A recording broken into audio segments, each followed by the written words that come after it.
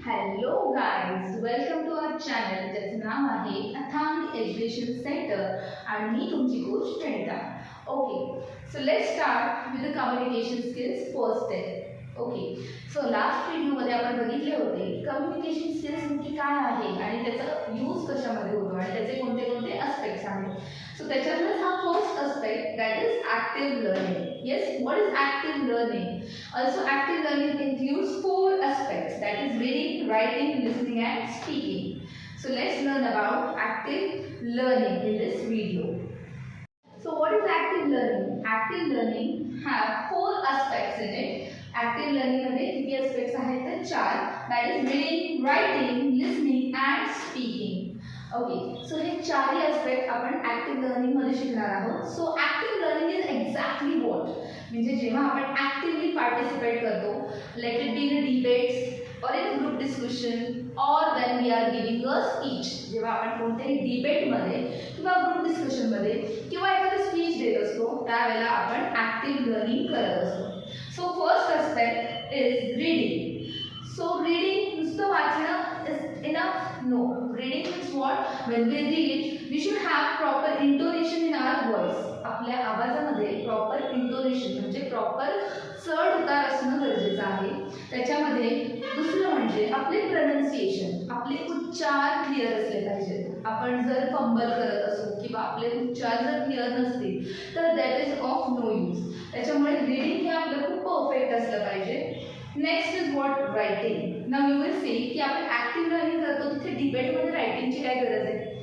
So writing is necessary. जेव्हा आपल्याला कुठल्याही गोष्टीवरती बोलायचं असतं तेव्हा त्याच्या आधी आपण काहीतरी राईट डाऊन करतो, काहीतरी नोट डाऊन करतो, राईट, का तर आपल्याला एक क्लिअर आयडिया यावी. So that is the thing की तिथे आपल्याला रायटिंगची खूप गरज आहे आणि ॲक्टिव्ह लर्निंगमध्ये रायटिंग हा एक इम्पॉर्टंट भाग आहे. सो रायटिंगची खूप गरज तेव्हा लागते जेव्हा तुम्ही कोणत्याही स्पीचसाठी तयारी करत असाल किंवा कोणत्याही डिबेटसाठी. So you write down some points which are related to particular subject. त्या सब्जेक्टच्या रिलेटेड आपण काही पॉईंट्स नोट डाऊन करतो, राईट डाऊन करतो आणि तेच पॉईंट्स आपण रायटिंगमध्ये इन्क्लूड करतो. So without writing we cannot speak anything, right. आपण आधी काही पॉईंट्स नोट डाऊन करतो आणि तेव्हाच आपण काही गोष्टी बोलतो. So here the writing is the very much important aspect of active learning. म्हणजे ॲक्टिव्ह लर्नर जर आपण असू तर आपल्याला रायटिंग हा एक खूप इम्पॉर्टंट अस्पेक्ट आहे. Next is what? Listening. Listening, yes, जेव्हा आपण ऐकतो तेव्हाच आपण बोलू शकतो, right. It's from birth, right. आपण जसं जन्म घेतो तेव्हापासून जे आपण ऐकतो तीच लँग्वेज आपण शिकतो. So here it's seen like that. Listening is all about like we have to be a good listener. First of all it's all about being a good listener. जेव्हा तुम्ही समोरच्याचं मत किंवा समोरच्याचं म्हणणं प्रॉपरली ऐकत असता, प्रॉपरली ते कन्झ्युम करत असता, तेव्हाच तुम्हाला त्याच्यावर काय जे बोलण्याची इच्छा आहे, त्याला जे बोलायचं आहे, त्याला आपल्याला जे सांगायचं आहे किंवा त्याला जो काही मेसेज आपल्याला कन्व्हे करायचा आहे तो आपल्याला लिसनिंग म्हणजेच काय तर आपण ॲक्टिव्ह लिसनिंग करतो तेव्हाच आपल्याला त्या गोष्टी समजतात. So active listening is also an important aspect for being an active learner. Last one is speaking. Speaking. Just now what conversation we all are having. Like आपण जेव्हा एखादं कॉन्व्हर्सेशन करतो, जेव्हा आपण एखादं डिबेट करतो, एखाद्या कॉम्पिटिशनमध्ये असतो किंवा all about expressing our feelings, right.